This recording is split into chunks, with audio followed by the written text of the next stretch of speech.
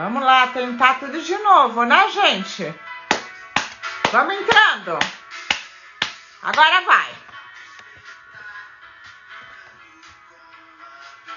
Gente, eu sou uma mulher de fé, né? Quem me conhece sabe que eu não desisto, não. Oi, Esté! Ai, Paty, artesanato, essa oficina é boa pra gente, hein? Aliás, é bom pra todas as mulheres, gente. Eu fiquei abismada quando eu entendi um pouquinho mais sobre osteoporose. Mandando convite pro Dr. Marcelo. Vamos lá, gente. Todo mundo na torcida aí, hein? Aê, Marcelo! Tudo bem? Tudo bom, querido? Tudo Ai, ótimo. que bom. Deixa eu desligar aqui o Guilherme Arantes, já teve a função dele. Ai, querido, que bom que deu certo. Gente, Sim. hoje é um dia muito importante, tá? Porque a gente gosta, eu sou dermatologista, para quem não me conhece, né? Acho que a maioria aqui é minha galera, mas agora está entrando. Eu vi aí o Vitor Steiner. Ah, prazer, viu, queridos Steiner? Espero que entre mais gente. Vai chamando aí a galera de vocês. Né? É o seguinte, gente, a osteoporose, que é o tema de hoje, é um tema muito, muito importante, porque muitas vezes nós nos preocupamos com a saúde, no meu caso, dermato da pele, a saúde do músculo, até a saúde, né, do cabelo, da unha. Mas quando a gente fala de osso, a gente pensa, nossa, mas osso, doutora, osso envelhece? Claro que envelhece. E ele envelhece mais ou menos na mesma proporção, nas mesmas idades do colágeno, né? Vocês lembram que a gente fez várias oficinas falando de colágeno, onde a nossa melhor idade do colágeno é entre os 25 anos, né? Assim também é o osso. E depois dos 30, a gente já começa numa decadência de pele e também de osso. Porque muitas pessoas pensam assim, a osteoporose é doença de velhinho. Será? É isso que a gente vai conversar isso hoje, porque a partir de que idade eu tenho que me preocupar? Tem como prevenir? Tem como tratar? Né? E o que eu tenho que fazer para saber se eu tenho ou não algum problema na minha saúde óssea? Então, eu estou aqui com o Dr. Marcelo, eu sou a doutora Regina, dermatologista e faço a parte de saúde integrativa. E estou muito honrada de ter o Dr. Marcelo, um colega meu, ginecologista, né, muito amigo, o Dr. Luciano Pompei, que já esteve numa oficina aqui com a gente, falando de ovários policísticos e de reposição hormonal, né, o ano passado. Que essas oficinas, Marcelo, eu comecei no ano exatamente 2020, né? Por isso que eu gosto de dar a abertura 20 horas e 20 minutos, quando é possível, né? E esse ano da pandemia, o que aconteceu, né? Cada um reagiu de um jeito. E eu nunca tive Instagram, acho que muitos médicos não têm mídia social até hoje, né? E eu comecei a observar o que era falado, né, nessas mídias, nesse Instagram. E eu comecei a me surpreender com tantas informações desconectadas. Boa noite, Nirdinha. E eu falei, não, nós médicos temos que falar, nós temos que manifestar o que a gente estuda, o que a gente vê na nossa prática clínica, né? E aí que eu comecei a chamar os profissionais uma vez por semana, às vezes até 2 vezes por semana, e a gente foi abordando, assim, vários temas. Então, hoje, queria que o Dr. Marcelo fizesse suas apresentações iniciais, já para a gente dar início no tema. Bom, primeiro, boa noite. O prazer é todo meu, viu, Regina, de poder participar do seu convite, poder participar. Bom, eu sou médico ginecologista, né? Assim como o nosso colega em comum, doutor Luciano, né? Ele que acabou nos conectando aí. Sem dúvida, concordo com você, né? A gente se adaptou ao Instagram. Peço desculpa pelo não ter atualizado. Realmente eu não sabia dessa questão da atualização. mas no final tudo está dando certo, né? Lógico. E realmente também concordo com você que tem muita desinformação, né, nas mídias sociais.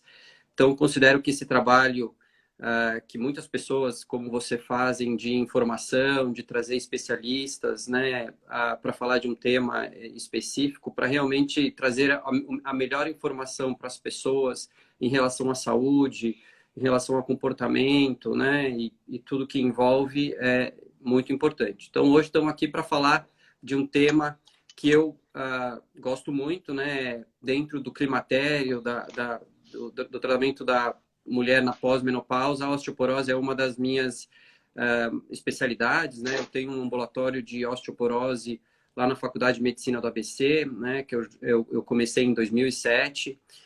Então, desde então, participo dessa área, faço parte de sociedades que lidam com osteoporose e osteometabolismo, né? E hoje é um dia bem especial para a gente, porque hoje se comemora o Dia, né, Mundial da Osteoporose, que é um marco aí no combate e tratamento à osteoporose, que é uma doença, sem dúvida, muito importante, muito prevalente, mas muito desconhecida, né, com muita falta de informação de mulheres e homens em relação a ela. Então, inclusive, esse dia é justamente para trazer essa informação. Então, eu vou pedir para vocês que estão aqui na oficina mandar aviãozinhos, tá? As meninas da Idel Saúde, Jundiaí, Morumbi, da Mais Estética, né? As amigas que acompanham a gente às oficinas, que às vezes a pessoa falou, desconectou, não vai ter. Chama o povo que vai ter sim e está só começando. Gente, a osteoporose ela é uma doença silenciosa. Aí que está o grande detalhe da coisa, né? E você não tem porque normalmente quando a gente tem uma dor, né, algo que chame a nossa atenção, você já vai ao médico procurar. Agora, quando a doença ela é silenciosa, muitas vezes, muitas mulheres descobrem já no final da história, que é a fratura, né? Então, por isso que a gente está aqui hoje. Essa doença afeta especialmente nós, mulheres. Como eu falo sempre, gente, eu acho que Deus é homem, tá bom? Se ele tem um sexo, ele é homem. Porque realmente é muita coisa para nós mulheres. Eu estou aqui de rosa, porque também em outubro a gente comemora o Outubro Rosa, né? Que é para as mulheres prestarem mais atenção às mamas, né? Aquele exame preventivo. Também acho que vale a pena a gente tocar nesse assunto aqui rapidamente, né? Porque não é só outubro que a gente tem que fazer a prevenção. Em outubro, a gente faz essa chamada, né? E a gente está fazendo no consultório essa semana, Marcelo, eu dei muito trabalho para a equipe, por isso que elas nem estão conseguindo entrar, acho que estão desmaiadas lá no consultório, mas elas enfeitaram toda a clínica com bexiga rosa, né? Então, porque da gente Que legal. transformar um assunto que é muito sério, muito né? importante e muito doloroso, né? Mas em algo mais leve e amoroso, né? Que a gente possa abordar de uma forma amorosa esse tema tão complexo, né? Que é o câncer de mama e que, infelizmente, tem crescido muito, né? Talvez na pandemia, muitas mulheres não fizeram seus exames, o estresse maciço, a gente sabe que vários fatores influenciam. Então, você, mulher que está aí, vai fazer seus exames, tá? E mais do que isso, qualidade de vida. Porque a gente vai ver que a saúde do osso, como a nossa saúde, depende muito da qualidade de vida. Por isso, muitos artigos que eu li, eles falam que a prevenção começa na infância. Aí você vai falar, na infância, doutora, mas criança tem osso com problema? Não, na infância é que você vai ensinar a criança a importância de uma atividade física, a importância de se alimentar bem, a importância de dormir. Então, são coisas que hoje em dia a nossa sociedade tem esquecido, né? Então, não precisa mais comer frutas e legumes, pode comer tudo industrializado, as pessoas acham, né? Não precisa dormir, criança não precisa mais dormir, não precisa fazer atividade física. Hoje você pega, Marcelo, várias crianças que não sabem andar, quanto mais correr. Então, eu falo que é um problema que nós, mães, pais e sociedade como um todo, temos que nos alertar, porque essas crianças vão crescer, vão ser adultos, e com que qualidade, né? Então, o que a gente vai falar aqui, gente, é um alerta para as mulheres, sim, são as mulheres mais velhas que têm osteoporose. Só que a nossa saúde é plantada lá atrás. É isso, Marcelo, você concorda? Concordo sim. Só antes, eu não concordo com você que Deus é homem e, e fez alguma coisa assim, né, ruim para as mulheres. Né? Eu vejo que vocês, mulheres, são muito especiais, né? Muito diferente dos homens. Vocês ah, têm, assim, o homem é chato, né? Monótono, sempre a mesma coisa, não muda nada. Vocês não, vocês a cada Nossa, você mês são concorda nisso, diferentes, têm Marcelo? capacidade de Olha, gravidez, têm Marcelo capacidade de já ganhou amamentar. pontos com a gente, hein? Vocês são muito. Eu sempre falo isso, né? Eu gostaria de ser mulher, na verdade, porque eu acho que ia ser muito mais. Minha vida talvez fosse muito mais interessante do que é, né? Mas, enfim, a questão da osteoporose, sem dúvida, isso que você falou é muito importante, né? Primeiro, o grande problema quando a gente fala em osteoporose é fratura, né? O nosso a gente nunca quer saber se tem osteoporose, se tem osteopenia. Hoje a gente fala em risco de fratura, porque o nosso grande objetivo é evitar a fratura, porque é a fratura que, sem dúvida, vai comprometer, né, a qualidade de vida. Aí vamos falar de mulher, né? Eu acabo, como eu sou ginecologista, eu sempre falo da mulher, mas também o homem tem osteoporose, também pode sofrer de fratura, e a fratura traz bastante impacto na qualidade de vida. Então, o nosso grande objetivo é evitar a fratura. E, sem dúvida, a questão da qualidade do osso, né, a saúde óssea, ela começa na infância, como você falou, né?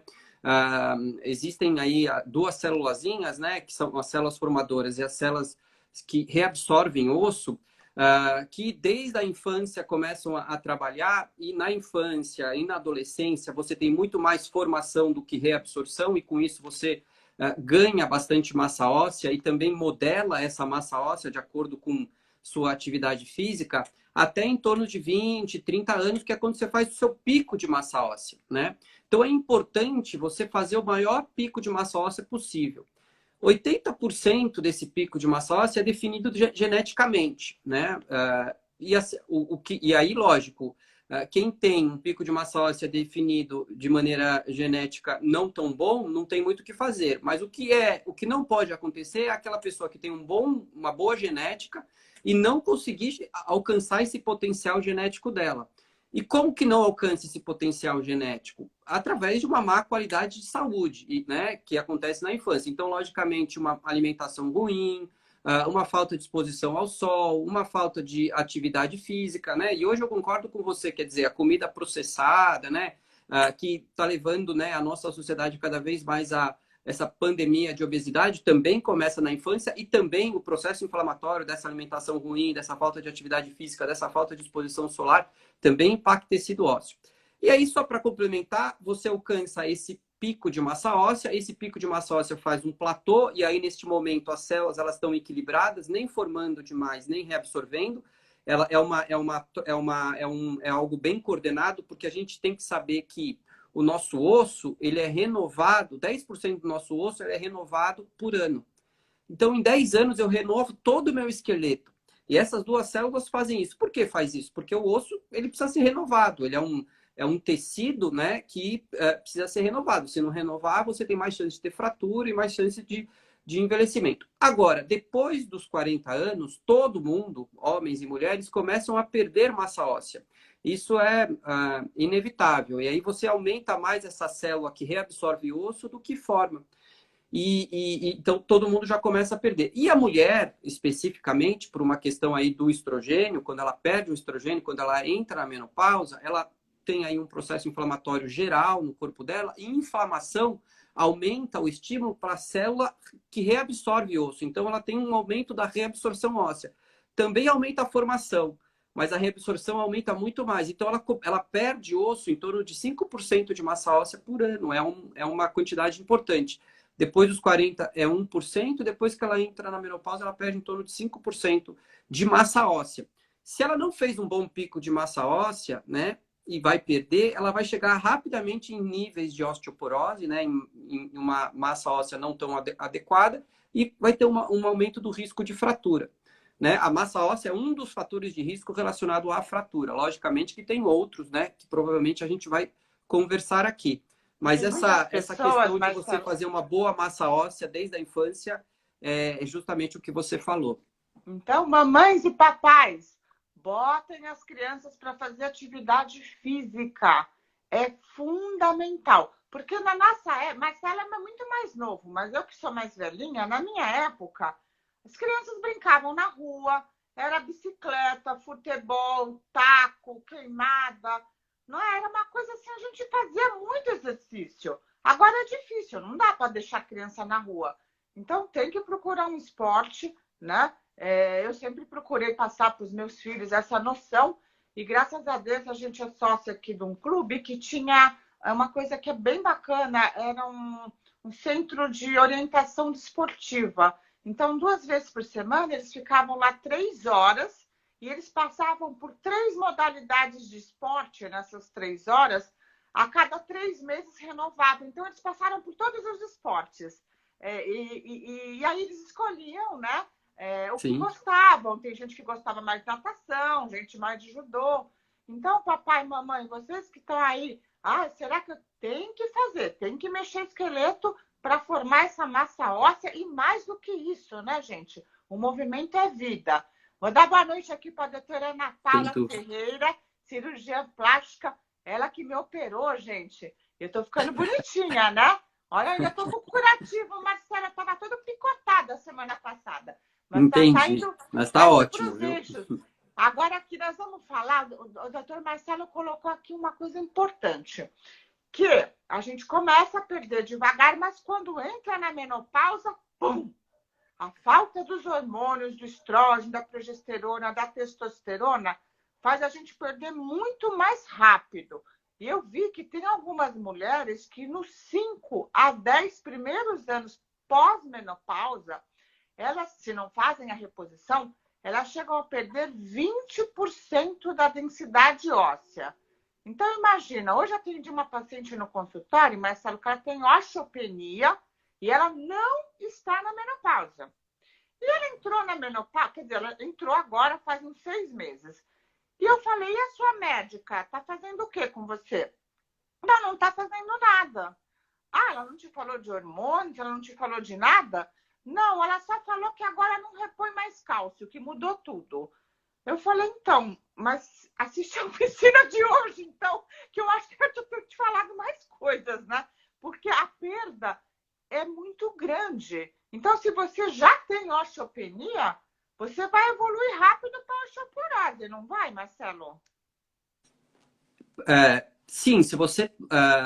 que assim, a osteopenia também depende de... a osteopenia, ela, na densidade mineral óssea, ela tem um intervalo grande, né? Vai de -1 a -2,49, né? Abaixo de -2,5, desvios padrões que a gente fala, você tem osteoporose. Então, o intervalo considerado osteopenia ele é muito alto, né? Então, se ela tem osteopenia de -1,1, não é tão importante. Se ela tem uma osteopenia de -2,4, quase uma osteoporose, é mais importante. Então, tem que fazer essa diferenciação, né? Não sei, no caso aí da sua paciente, em qual situação que ela está. Agora, como eu te falei, a questão da massa óssea, que a gente avalia na densitometria, é só um fator envolvido, né? Porque eu posso ter mulheres que têm osteopenia e não tem nenhum outro fator de risco associado, fazem atividade física, tem uma boa alimentação de cálcio, né? Não tem nenhuma queixa aí associada à pós-menopausa, e aí essa paciente eu mantenho essa orientação. Agora, tem mulheres que têm uma osteopenia e tem um histórico familiar importante de fratura, tem histórico de fratura na família, não é sedentária, não se expõe ao sol, não tem consumo adequado de cálcio e derivados, né? Quer dizer, ela é tabagista ou mesmo tem obesidade, e aí vai juntando um monte de fatores de risco, e aí essa mulher tem um risco maior de fazer fratura. E aí essa mulher que eu preciso pensar e orientar da melhor maneira possível, né? logicamente, a terapia de reposição hormonal ela é muito controversa, né? Se essa mulher, no seu caso, a sua paciente aí, vamos supor que ela tivesse onda de calor, se eu juntar a onda de calor com um risco aí de osteopenia e fratura que ela tem, a indicação da terapia de reposição hormonal já ganha bastante importância, quer dizer, vai trazer bastante benefício para ela, né? Nós vamos falar isso daqui a pouco. Vamos deixar um Certo, certo certo, suspense certo. aí, gente. Porque Agora, então, assim, só para, eu acho que é um ponto importante, a densitometria, a massa óssea, ela é importante ser avaliada, mas ela não é a única coisa e a gente tem que interpretar de maneira bem individual, né? Somando ela num todo, não é só aquela questão do número, porque antigamente era isso, olha, tem osteoporose, trata, não tem osteoporose, não trata, né? Mas aí você tinha muitas mulheres com osteopenia lá moderada que fraturavam. Porque essas mulheres tinham outros fatores de risco que a gente precisava, que hoje a gente associa na nossa decisão de fazer um tratamento específico ou não. Agora, todas devem ter consideração em relação a hábito de vida, né, tanto nutricional como exercício físico. É 100%. Entrou na menopausa, essa é uma conversa que tem que ter de uma consulta com todos esses aspectos da saúde da mulher, porque não só o tecido ósseo, mas todos, quase todos os tecidos, né, mudam na vida da mulher quando ela entra na pós-menopausa, né? Então, isso precisa se prestar bastante atenção e ser muito bem orientado. na verdade, gente, eu diria até antes da menopausa, né? Como a gente falou, tudo começa na infância. Então, hábitos de vida, a dieta balanceada, a atividade física, o sono reparador, né? Então, isso é importante desde a infância. Logicamente, quando junta com a menopausa, onde seus hormônios despencam, e a gente sabe que o estrógeno, a progesterona, tem mais de 400 funções no organismo da mulher, tá?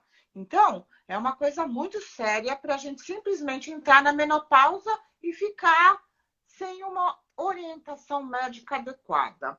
Bom, tem aqui o caso da Denise. Vamos agora fazer uma coisa para algumas pacientes que estão comentando aqui. A Denise tem 64 anos e ela descobriu, através de exame, que tem osteoporose em alto grau na coluna. Nunca fez reposição hormonal. Está muito assustada. Faço pilates e caminhada. E o que você tem para falar para a Denise?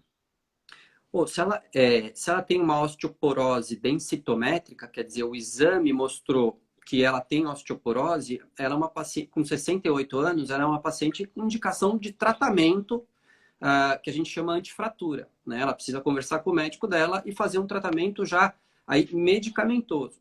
Muito bom que ela já faz atividade física, né? Ela faz pilates. O pilates ele é muito bom, né? É um exercício resistido que é bom para quem tem osteoporose, porque vai ajudar tanto na estimulação muscular, porque músculo bom, osso bom, então se ela fizer isso, ela vai diminuir o risco de fratura dela, né? Ela não vai conseguir melhorar tanto a massa óssea, mas ela vai diminuir o risco de fratura dela, o que é importante, e também diminuir o risco de queda.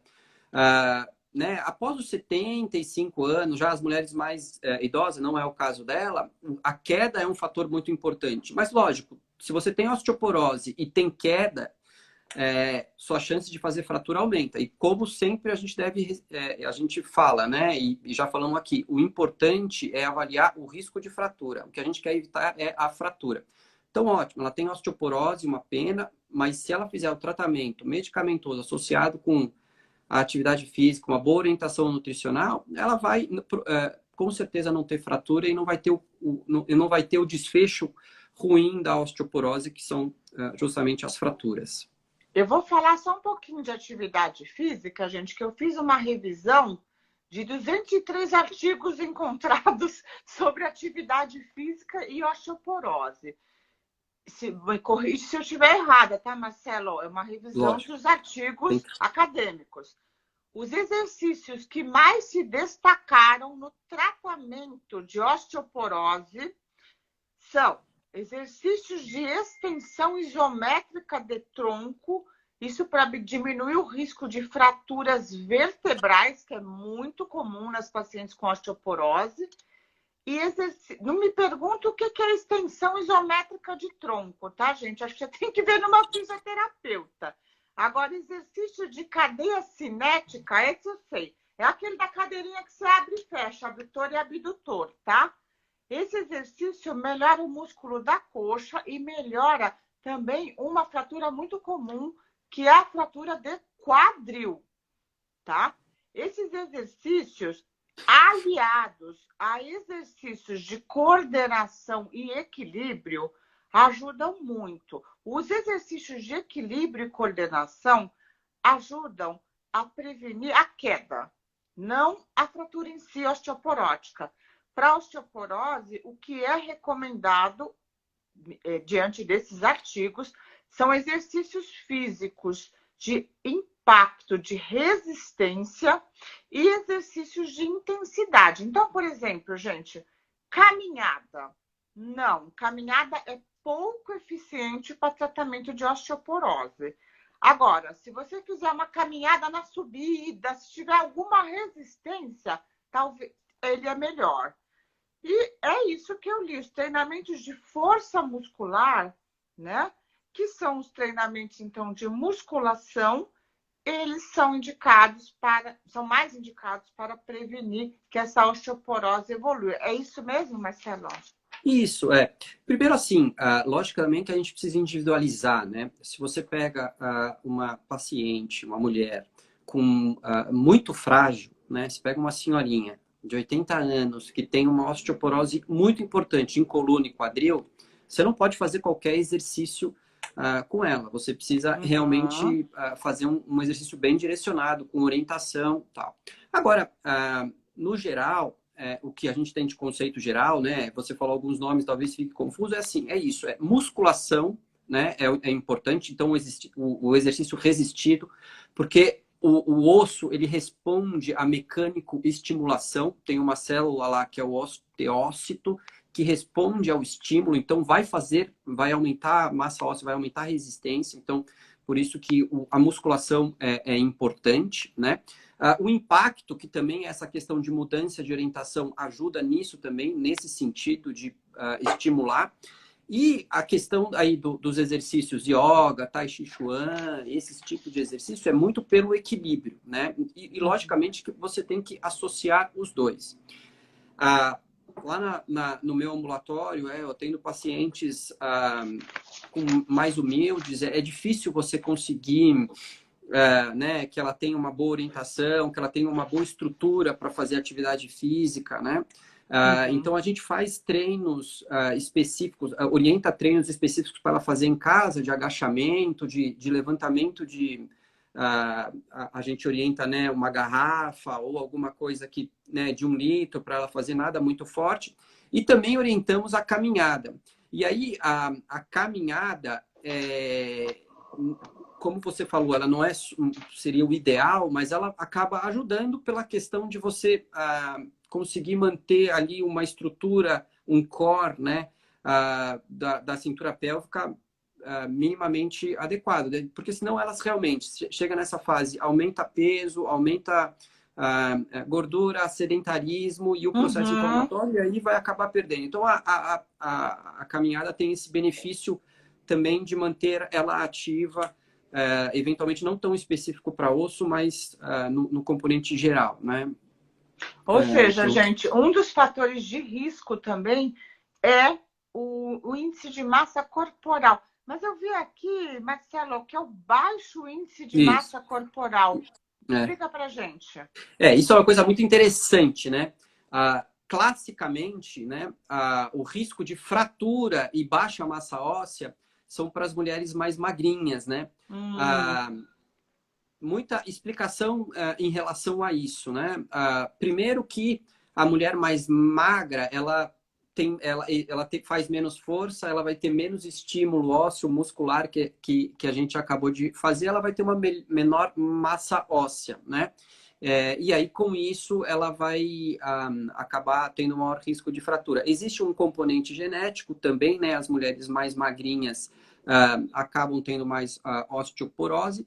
E muito componente também aí de baixo nível energético, né? Porque o osso ele exige bastante para ser remodelado, bastante energia. Então, se essa mulher não tem um consumo calórico adequado, tal, quer dizer, principalmente essas mulheres abaixo de um IMC aí de 18, né? Quer dizer, ela tem um déficit energético, o osso dela vai acabar sentindo, por não conseguir formar e reabsorver e ter uma fisiologia adequada.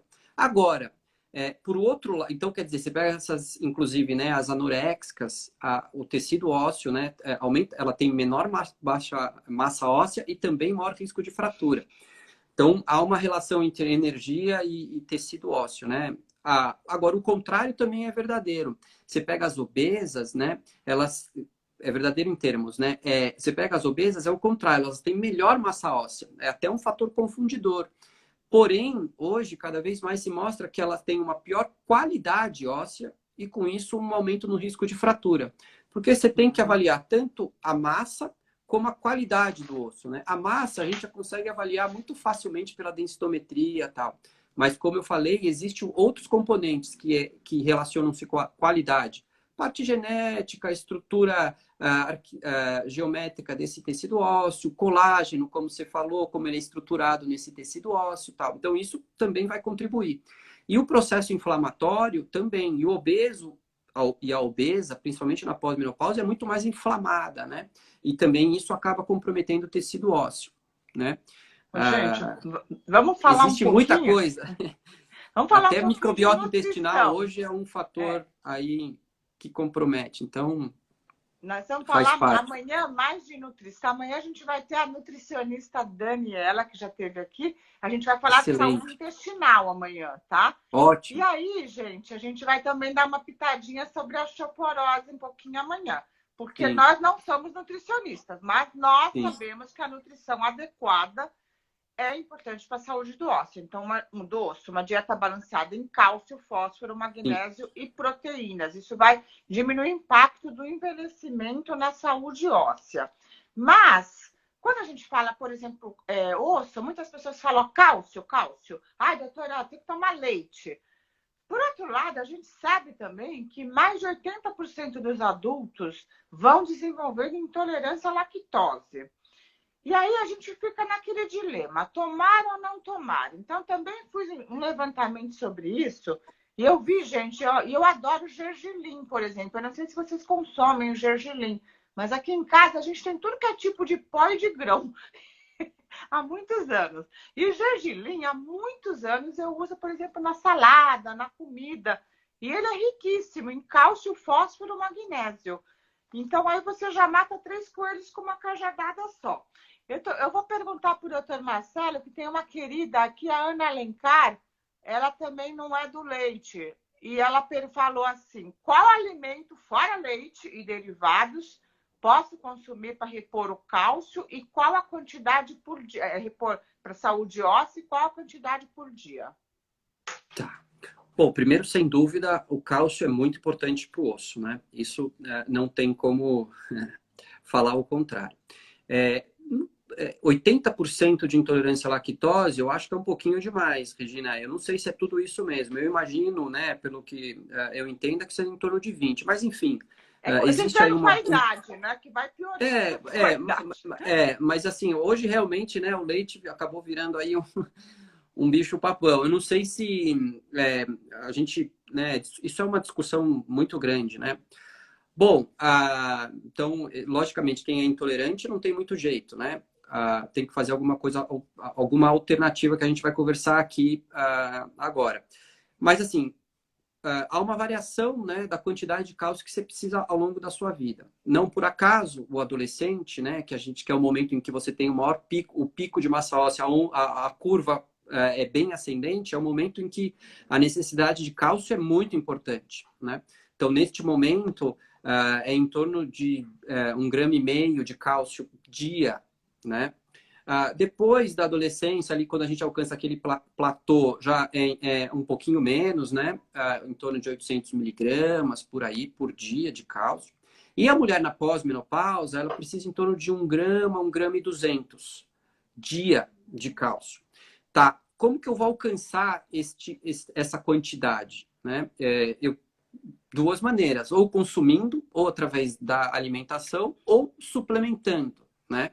Idealmente, por questão tanto de eficácia e segurança, o ideal é fazer via alimentação, né? A suplementação tem algumas questões aí do ponto de vista de segurança, né? Aumenta intolerância, né? Dá alguns sintomas de intolerância, aumenta risco de cálculo renal e tem até a discussão em relação a risco cardiovascular, que eu acho que não é o nem precisamos entrar nesse detalhe. Então, o ideal é fazer via dieta. Bom, como que eu vou fazer via dieta? Existem alguns alimentos que têm boa concentração de cálcio, né? E existem alimentos que são de origem animal e alguns de origem vegetal. Infelizmente, o de origem vegetal, alguns, principalmente as verduras verdes, elas têm bastante quantidade de cálcio, mas o consumo mas a biodisponibilidade dela é muito baixa. Então você precisa comer muito para conseguir alcançar uma quantidade aí em torno desse 1 grama. Já os alimentos animais, e aí o leite, né, e os derivados, eles têm boa concentração e boa disponibilidade, né?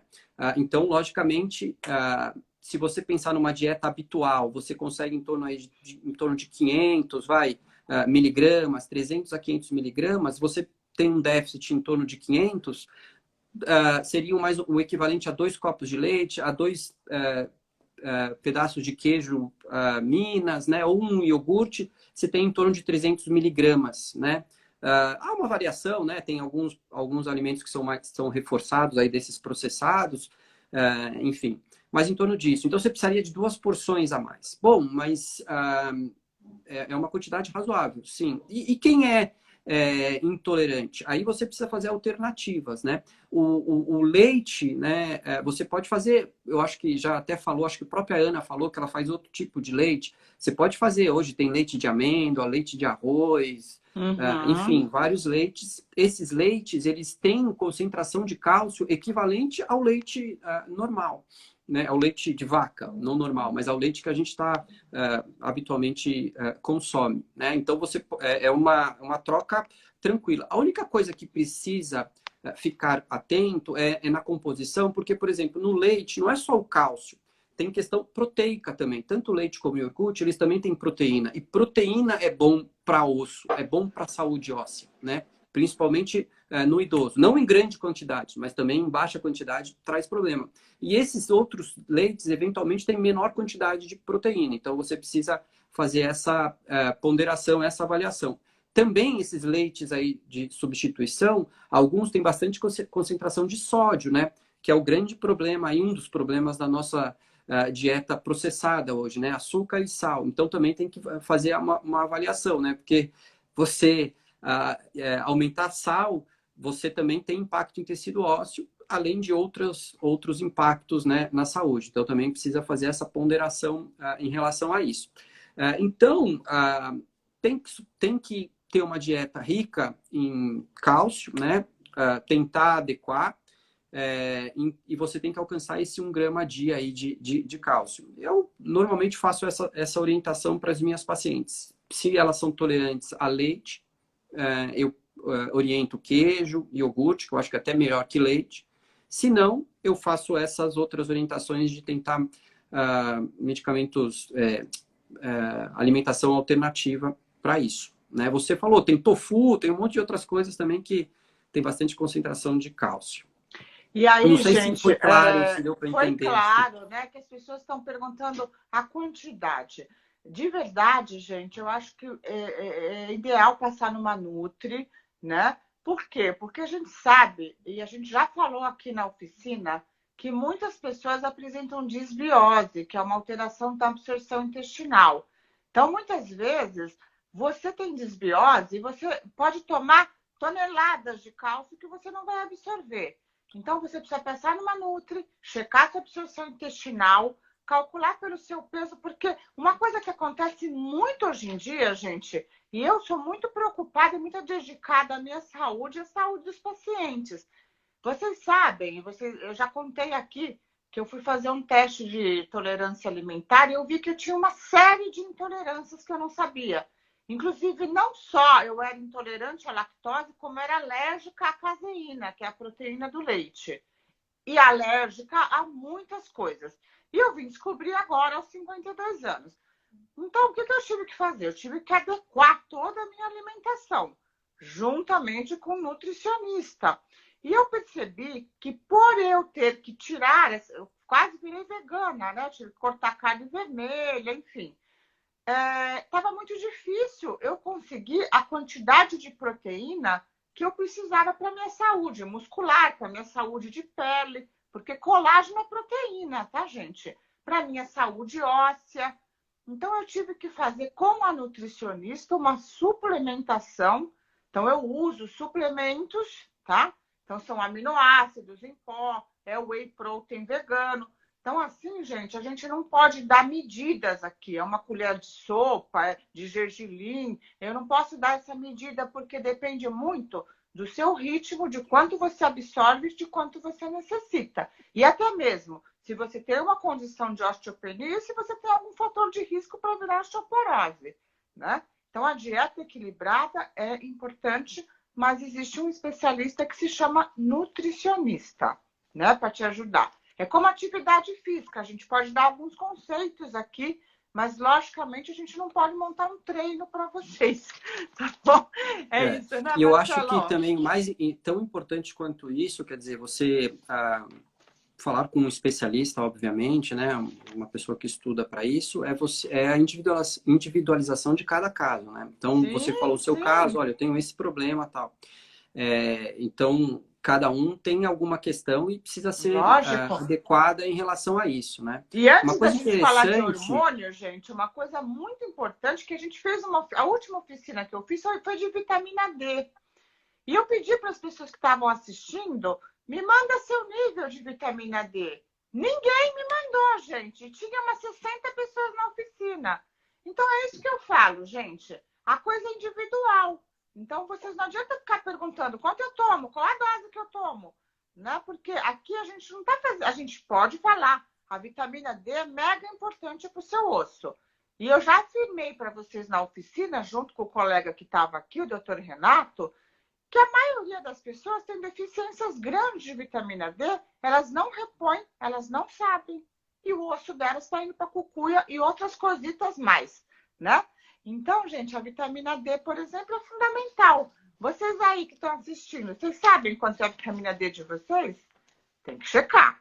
Agora, uma coisa que o osso precisa, ele precisa muito, muito, muito, muito, muito, é de hormônio. Então, vou querer agora que o doutor Marcelo aborde, porque senão acaba o tempo e a gente fica sem a cereja do bolo, que é fundamental, né? Porque a gente fala assim, hormônio, doutora. Ah, mas hormônio eu tenho medo. Então, você tem que ter medo de ter doenças por você ter a ignorância de não ir no especialista conversar, né? É logicamente que essa reposição tem que ser com coerência, tem que ser com exames, tem que ser com especialista, tem que ser com a sua necessidade, né? Mas eu queria que o Marcelo, então, abordasse esse tema com a gente. Mulher na menopausa, precisa ou não precisa de hormônio? É uma boa pergunta, né? Bom, antes de responder essa pergunta, como você vai ter ali você vai ter a sua conversa sobre dieta amanhã, uma coisa que é interessante, que foi até meu estudo de pós-doutorado, é a relação de microbiota e tecido ósseo, né? E o hipoestrogenismo, a mulher, quando ela entra na menopausa, ela por si só tem uma alteração na flora intestinal dela, né? Ela fica uma flora menos com bactérias, né, menos contribuidoras para a saúde, né? Então aumenta um dos processos de aumentar o risco cardiovascular e há essa hipótese de que você tem uma mudança na microbiota intestinal. Então você começa a ter uma absorção de energia de maneira incorreta, aumentando a obesidade, aumentando vários pontos. Também, com o hipoestrogenismo, você altera a sua barreira intestinal, ela fica mais permeável, possibilitando a entrada de patógenos, tá? Aumentando esse processo inflamatório, né? E osso, sempre que você tem qualquer processo inflamatório, o osso perde, né? Então, todas as pessoas que têm alguma doença inflamatória têm algum comprometimento ósseo. E doenças inflamatórias intestinais, esses indivíduos têm pior massa óssea. Então é uma coisa muito interessante, né? Enfim, microbiota é um assunto assim extremamente amplo e que realmente é uma live inteira só para falar disso, mas a Vai ser gente judia amanhã, gente. bastante da nossa microbiota intestinal com nossos hábitos hoje alimentares, e isso acaba levando aí a bastante intolerância, a desbiose e a alergia, né? A nossa comida processada com muito açúcar, muita fibra insolúvel e tal, acaba trazendo a nossa absorção, aumentando muito a absorção de coisas ruins e não alimentando direito a nossa microbiota intestinal, enfim, trazendo bastante consequências no médio e longo prazo, né? Isso a gente faz desde a infância, como a gente já conversou anteriormente. A questão da uso... Então, toda mulher vai entrar na menopausa, né? Idade média em torno de 48, 49 anos. Perder o estrogênio, a mulher perde um aliado, né? O estrogênio. Não por acaso que a mulher, antes de entrar na menopausa, ela tem um baixo risco de doença cardiovascular, baixo risco de dislipidemia, baixo risco de diabetes, baixo risco de hipertensão. Quando ela perde o estrogênio, todas essas doenças começam a aumentar, ela começa a aumentar a gordura visceral na barriga, né, que é uma gordura metabolicamente ruim, e um monte de processos inflamatórios que vão acontecendo. Então, o primeiro ponto que a mulher precisa entender isso, quer dizer, ela tem um impacto no corpo dela. Então, basicamente, assim, todas as mulheres, se vão fazer ou não reposição hormonal, se não vão ou não usar estrogênio, é uma coisa que precisa ser discutida individualmente, de acordo com as indicações que tem para se fazer. Agora, atividade física, boa alimentação, isso é o mínimo que tem que fazer e todas têm que fazer, né? Aí, se você tem uma mulher que é muito sintomática, né? E aí hoje são 3 indicações bem precisas para terapia de reposição hormonal. Uma é sintomas vasomotores, então os famosos calores aí, e também impacto emocional, né? A mulher nesse período de transição menopausal tem muita labilidade emocional e tem muita relação com o estrogênio, né? A menopausa é uma doença de sistema nervoso central, haja visto que onda de calor é algo que acontece no sistema nervoso central, labilidade emocional, depressão, que aumenta muito também é sistema nervoso central, então há um impacto em tecido cerebral.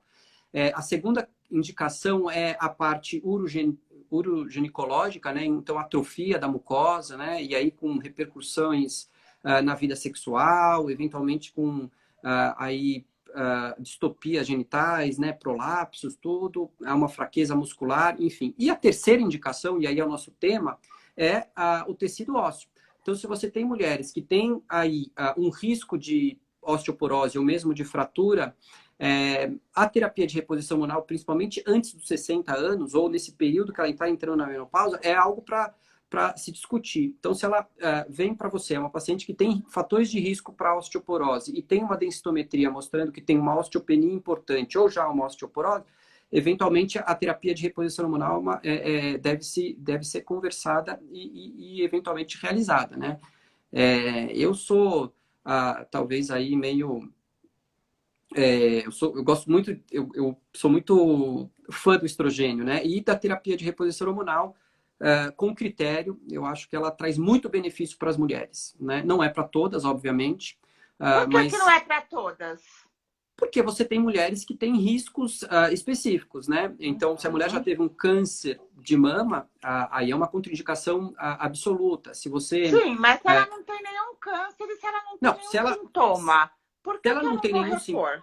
então, se ela não tem nenhum sintoma, Mas ela vai estar na- tendo todas as fragilidades de não ter estrógeno. sim, exatamente. Se a gente considerar essa questão da medicina baseada em evidência, né? Olha, vamos seguir as orientações dos guidelines de medicina baseada em evidência, são essas 3 que eu falei. Agora, ela vai, sempre que eu fizer a terapia de reposição hormonal, ela vai ter benefícios cardiovasculares se a gente fizer a reposição no momento correto, né? Que é na janela de oportunidade, que são os primeiros anos de menopausa. Ela vai ter benefício em colesterol, ela vai ter benefício em pele, cabelo, ela vai ter benefício em diversos né, partes do corpo, órgãos, enfim. Agora, Na existem as saúde considerações óssea. saúde óssea, sem dúvida, isso com certeza, mas essa é uma indicação precisa, né? Saúde óssea é indicado, essa não dá nem para discutir. Vai ter benefício cardiovascular? Vai, mas eu não posso indicar para isso. Vai ter benefício para diminuição de demência? Muitos estudos mostrando que sim, mas eu não posso indicar para isso, né? Então, é por isso que eu estou falando, melhora a pele? Melhora, mas eu não posso indicar por causa da pele. Agora, se o médico faz uma boa anamnese, se o médico conversa com a paciente de maneira muito bem clara e muito assim, específica, vai achar sintoma. Pouco provável, 70% das mulheres têm onda de calor, né? Já é um grande número. As 30 que não têm onda de calor, se você perguntar, tem labilidade emocional, tem alguma outra questão. Então, assim, realmente é um impacto. Agora, muitas não querem fazer, tem receio e tal. Então, também a gente tem que, logicamente, considerar isso, explicar, compartilhar essa decisão, né? Isso não tem muito jeito. Esse receio veio de um estudo infeliz que se chama WMI, que realmente prejudicou milhares de mulheres no mundo. Então, acho que cabe a nós médicos agora esclarecer que houve um engano, um terrível engano naquele estudo, onde foi usado hormônio derivado de urina de égua, né?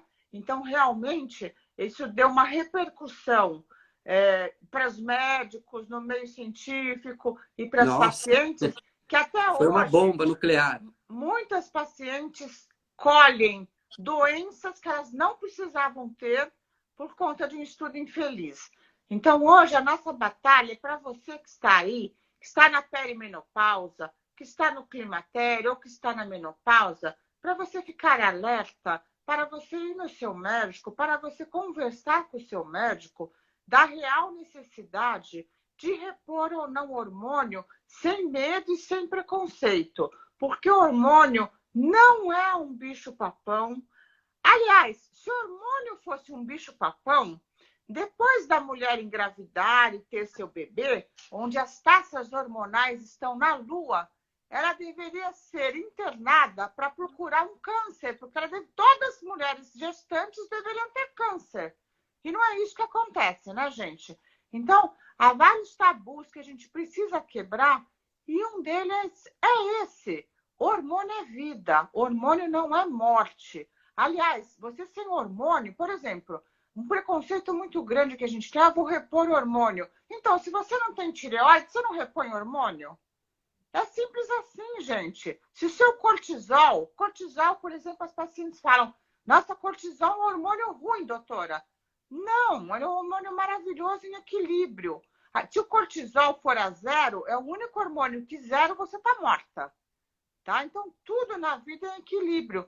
Isso que o Marcelo está falando é o seguinte, precisa repor? Precisa, na grande maioria. Algumas nós não vamos repor porque elas têm contraindicações.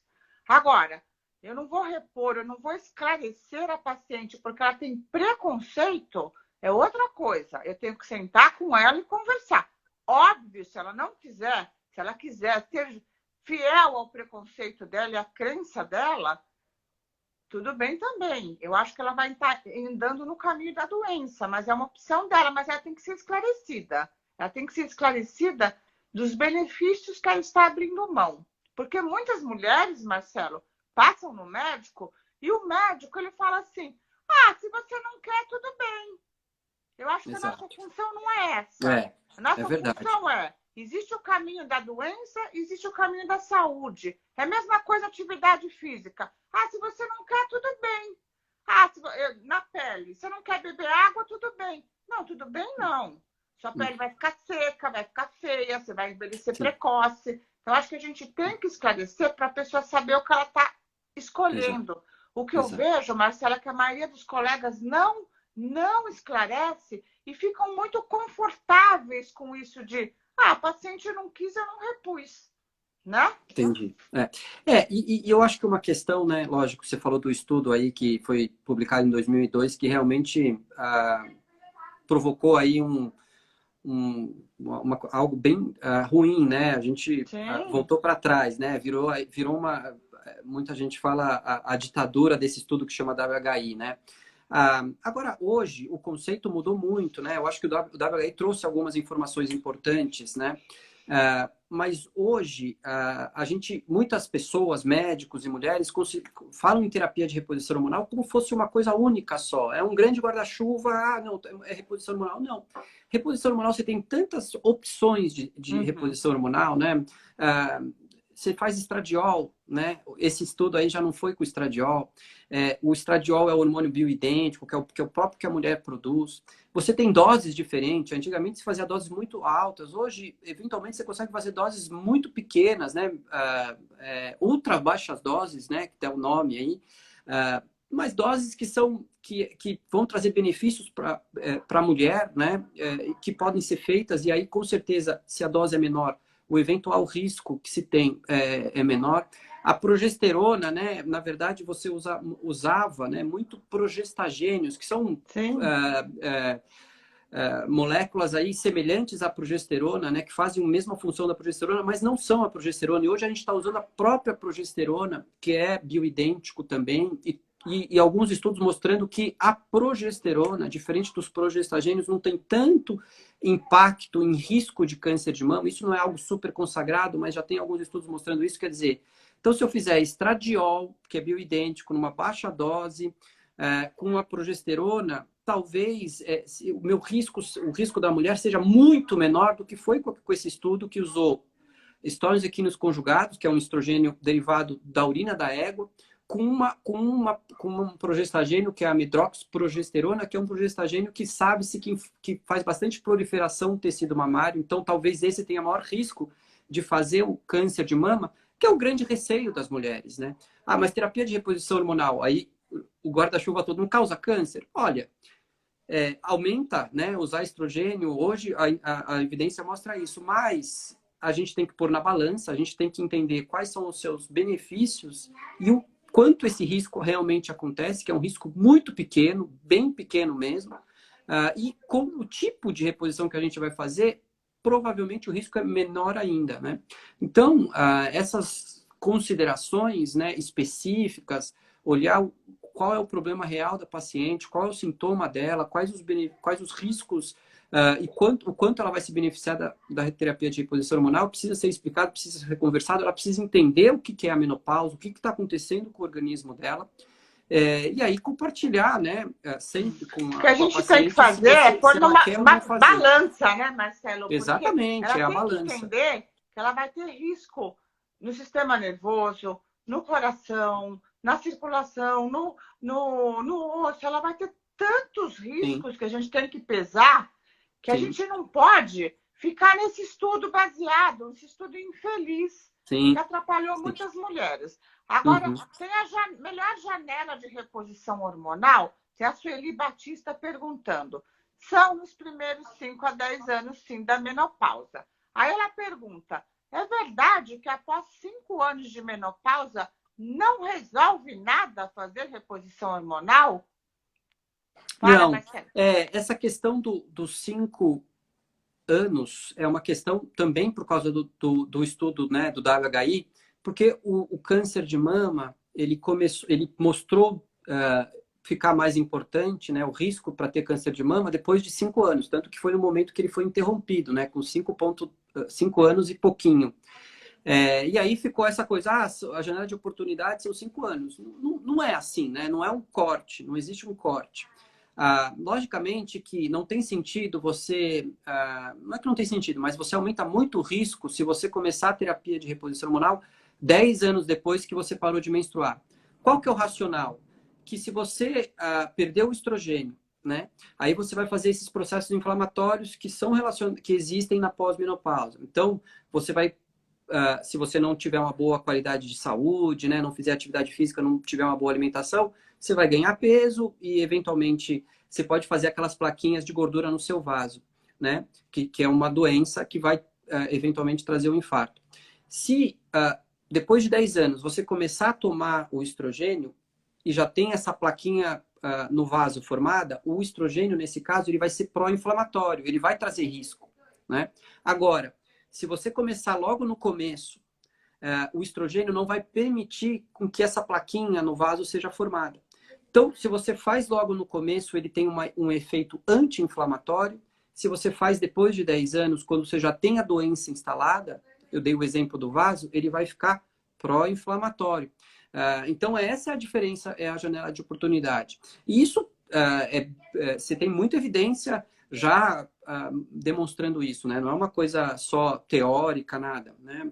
Desfecho já considerado. Então, quanto antes você começar, melhor. Agora, normalmente, individualizando, você pode começar depois dos 5, com 6, 7, 8, 9, 10 anos, né? Se colocando na balança, essa paciente, a gente considerar que vai ser favorável para ela, né? Sempre você vai colocar na balança. Agora, quanto antes, sem dúvida, melhor. A terapia de reposição é muito fácil, né? Se você pegar uma mulher que tem onda de calor, à noite não consegue dormir, né? Aí ela não consegue dormir, tem dois problemas. Que ela fica cansada, mal-humorada, tem impacto na qualidade de vida dela. Não dormir também aumenta o risco dela ganhar peso, ela começa a ter a obesidade, porque o sono é importante, né? Aumento de cortisol, você falou, isso dá mais fome para ela. Aí ela começa a ter secura vaginal, tem impacto na qualidade sexual dela. Essa mulher vem pra gente, né, desse jeito, a gente conversa, faz a reposição hormonal, elas respondem muito bem e vão ficar muito agradecidas a você. E essas mulheres é tranquilo da gente fazer e conversar. O problema é aquela que não é tão sintomática, né? Que, não, eu tô bem, eu só parei de menstruar. E aí essa paciente, eventualmente, a gente tem que conversar melhor e entender e falar, olha, tudo bem, exercício físico e atividade é fundamental. Se você não quiser fazer terapia de reposição hormonal, você vai ter essas consequências. E aí essa é a que a gente vai conversar mais, né? Porque quando é muito sintomática, não tem muito... Elas querem, elas falam, não aguento mais dessa vida, não dá para mim. E o benefício é muito grande. Ela volta na consulta seguinte e fala, nossa, tô conseguindo dormir melhor, tô, né, com menos habilidade emocional, enfim, tô mais disposta.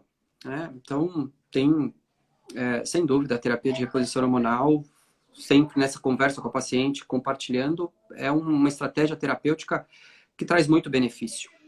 Tem Sem a dúvida. Sueli aqui, o Te Ama, O Te falando Ama, saudade, doutor. querida. Comigo deu tudo certo com as reposições que segui, com orientações do doutor Marcelo.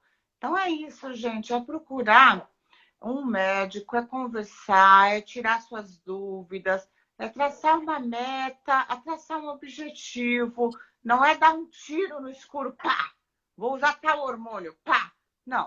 Né? Então, isso tudo tem que ser combinado, tem que ser feito exames pré, exames durante, exames pós, e aí dá tudo certo, gente, porque, na verdade, a gente precisa ser bem assessorada, né? Nesse caminhar, porque a menopausa mexe muito com nós mulheres.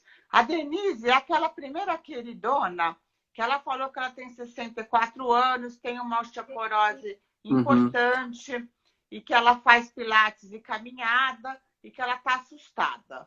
Aí a gente já falou para não assustar, mas tem que tratar. Sim. E ela falou, se eu começar a fazer a reposição agora, com 64 anos, eu teria uma melhora na osteoporose? E com que idade você entrou na menopausa, Denise? A gente precisa saber, porque você entrou com 40 anos... E, assim, ela, provavelmente, 64 anos, já não é a janela, assim, para terapia de reposição hormonal, né? A gente sempre fala, olha, se tiver antes dos 60 anos, estrogênio, a terapia de reposição hormonal vai ter indicação para osteoporose, especificamente, né? Lógico, se ela tomar estrogênio agora, o estrogênio sempre é bom para osso, sempre. O problema são os riscos associados com o estrogênio, que aí a gente fica menos, assim, tranquilo de fazer terapia de reposição hormonal depois que saiu dessa janela de oportunidade, né?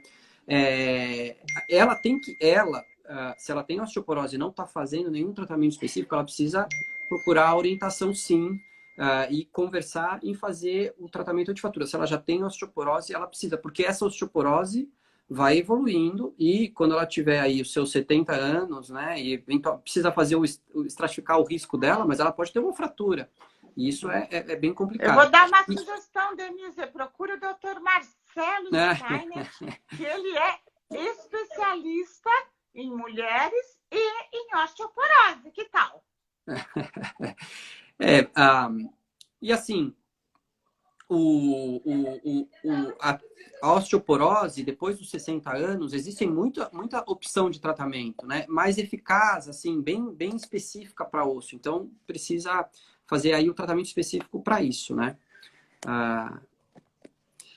Ó, entrou agora a Ana Ghialdini, é uma médica ginecologista craque também, viu? Em terapia de reposição hormonal. Ah, que bacana, gente. Então, falar da saúde da mulher, né? É importante esse tema de osteoporose, tem relação com nós, né? Porque a gente viu, afeta homens?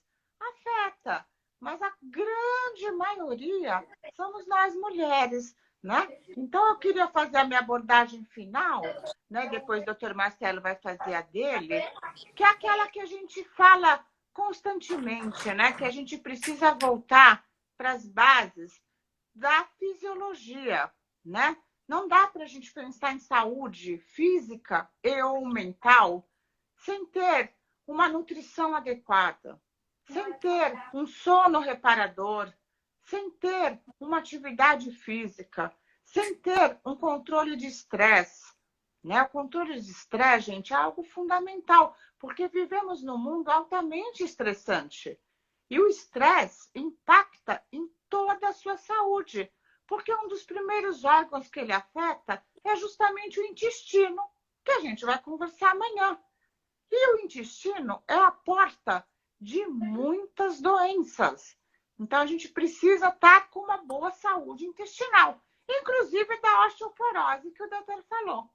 Então, eu vou esperar vocês amanhã, tá? Nesse mesmo horário, 20h20, vai ser a Nutridani, tá? Deixo aqui meu grande agradecimento a esse grande especialista, tá? Que deu várias orientações. Lógico, o mais importante é você, mulher, que está nos assistindo, você, mãe de crianças, orientar desde as suas crianças, desde já, né? A gente aprender a se cuidar, a gente aprender que a gente precisa sim fazer atividade física, né? Precisa sim se dedicar. Não é, você não precisa virar atleta do ano, né? Mas acho que a gente tem que ter essa consciência, porque muitas vezes a gente acha que a nossa saúde não depende da gente, depende do médico. Eu vou no médico e ele com uma varinha de condão vai me dar um remédio mágico que tudo vai ficar bem. Não é assim que vai funcionar, gente. Não é assim. Esse é o meu recado final. Queria que o Marcelo fizesse a abordagem dele. Ótimo. Bom, primeiro, de novo, agradecer o convite, né? Muito legal participar, acho que foi uma live muito interessante, é um assunto que eu realmente gosto de falar bastante. Hoje, dia 20 de outubro, Dia Mundial da Osteoporose, né? Uma doença, como a gente falou na live, né? Que já começa na infância, traz bastante consequência para a saúde de mulheres e homens quando acontece a fratura, então ela precisa, sem dúvida, o tecido ósseo precisa ser cuidado por toda a vida, né? A mulher, especificamente, quando entra na pós-menopausa, pela perda do estrogênio, tem um impacto importante no tecido ósseo, então também é algo que precisa ser avaliado, né? E aí questão de atividade física, como a gente falou, exercícios físicos, como a gente falou, questão da parte nutricional é importante, né? E a questão da terapia de reposição hormonal, né? Primeiro, eu acho que a gente precisa realmente parar de achar que o estrogênio, né, é o problema de tudo, né? Hoje vejo aí na mídia social falando dominância estrogênica, né, que tem umas questões assim que não tem o menor racional biológico e o menor sentido, né? Culpa-se o hormônio, né? Mas a mulher ela está totalmente estressada, como você falou, não tem uma alimentação adequada, faz muito consumo de comida processada, altamente calórica, né? Com uma qualidade ruim, não está bem, né? Eventualmente no trabalho, em casa, está estressada, junta um monte de, não dorme bem, e o problema é o estrogênio, né? Não é verdade, né? A gente precisa olhar a fotografia de forma bem ampla, né? E não crucificar o estrogênio ou a terapia de reposição hormonal. A terapia de reposição hormonal, ela tem que ser sempre avaliada nesse período, né, da menopausa e com certeza muitas mulheres vão ter benefício com ela, né? E se não fizer terapia de reposição hormonal, fazer todas as estratégias, né? De novo, exercício físico, alimentar e tratamento de questões específicas, eventualmente aí do sono, né? Com diversas estratégias de perda de peso, tem muitas estratégias também para ter uma boa qualidade de vida e envelhecer da melhor maneira possível e saudável, né? Para evitar doenças cardiovasculares, que é a principal causa de morte nas mulheres, e evitar as fraturas, que a prevalência é maior do que o câncer de mama, é maior do que as doenças cardiovasculares. Se você juntar as duas, não chega à quantidade de fraturas que nós temos hoje na população idosa, né? Então, é uma doença que realmente a gente precisa ter muita atenção. E, gente, por fim, boa noite a todos. A gente está chegando ao final da oficina. A Nildinha é uma querida que nos acompanha muito e ela sabe que eu adoro coraçãozinho. Então, vamos colocar aqui coraçõezinho, gente, que o doutor Marcelo, ele merece, né? Ele deu informações preciosas. Tem muita gente aqui elogiando. Tem o doutor Ricardo Arenella, doutor Marcelo, sempre fantástico. Um colega muito especial meu também. E um tem colega aqui de uma faculdade. pergunta que eu acho que é importante a gente finalizar, que essa pergunta é importante. A Kátia Vasconcelos, ela falou uma coisa que a gente escuta muito. Menopausa passa? Tipo, eu não tenho mais menopausa? É uma coisa bem interessante, né? Menopausa é a data da última menstruação, né? Isso é o conceito. O que é menopausa? É a data da sua última menstruação. É quando o seu ovário realmente parou de trabalhar, né? Ele parou de produzir hormônios e parou de ter capacidade reprodutiva, de fazer óvulos. Então, a mulher ela teve a menopausa. E aí ela entra num período que chama-se pós-menopausa. A princípio, a pós-menopausa, né, é um período da vida que vai durar por um bom tempo. Mas quando a gente fala de perimenopausa, transição menopausal e pós-menopausa, a gente se refere a esse período em que a questão de perder o estrogênio traz bastante consequência para a saúde da mulher. E depois dos 65 anos, mais ou menos, o estrogênio ele já não vai ter tanta importância do ponto de vista da saúde, né? O impacto da perda dele já passou. E aí começa a vir o impacto do envelhecimento em si.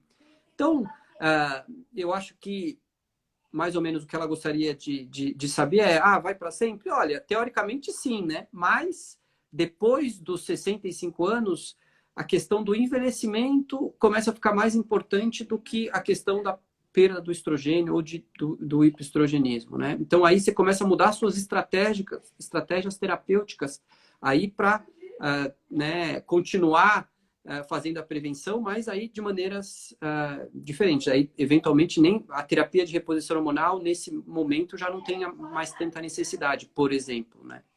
Você não vai fazer, a princípio, terapia de reposição para sempre. Até pode, mas normalmente, depois dos 65 anos, já não vai ter tanto benefício. Então, gente, muito obrigado por vocês terem voltado, terem ficado com a gente, terem ouvido esse querido médico, né? E ele acha que Deus não é masculino, talvez seja feminino. Me deixou com uma dúvida aqui, hein, gente? Vocês também ficaram com dúvida? Eu nunca consegui amamentar, eu nunca consegui engravidar. Verdade, tristeza, né, gente? Eu não tinha pensado nesse aspecto. Nossa, depois de 1 ano e meio quase fazendo oficina e falando que Deus era masculino, eu agora preciso rever esse conceito. Mas é muito bom, gente, ter essas reflexões. É muito bom ter vocês com a gente. Espero que tenha sido útil, né? É uma live para as mulheres? Não, é uma live para a família, tá? Muito obrigado, Marcelo, por você ter participado, por você ter nos orientado. Amanhã, gente, conto com vocês. A gente vai também falar um pouquinho aí, muito de osso, porque a gente vai falar de intestino e de como absorver as vitaminas, as proteínas. Será que você está comendo bem e absorvendo bem? É como eu falo para os meus pacientes, será que você faz cocô com qualidade? Eles ficam me olhando. Amanhã vocês vão entender o que é Mas é por cocô aí de mesmo. qualidade. Tá bom? Love you também, Nildinho, e todos vocês aí que estão com a gente há mais de um ano. Haja paciência, né? Obrigado, Marcelo, de coração, viu? Tchau, Obrigadão. obrigado. Parabéns pelas oficinas aí, viu? Obrigado. Espero que você ainda nos dê uma oportunidade aí futura de a gente falar mais de hormônios, de mulher. Perfeito. E vamos conversar, porque esse tema merece, né, Merece. mais esclarecimentos. Tá ótimo. Tchau, tchau. Beijo no coração, gente. Tchau, tchau. Boa noite a todos. Um abraço. Até mais. Boa Tchau, tchau. noite.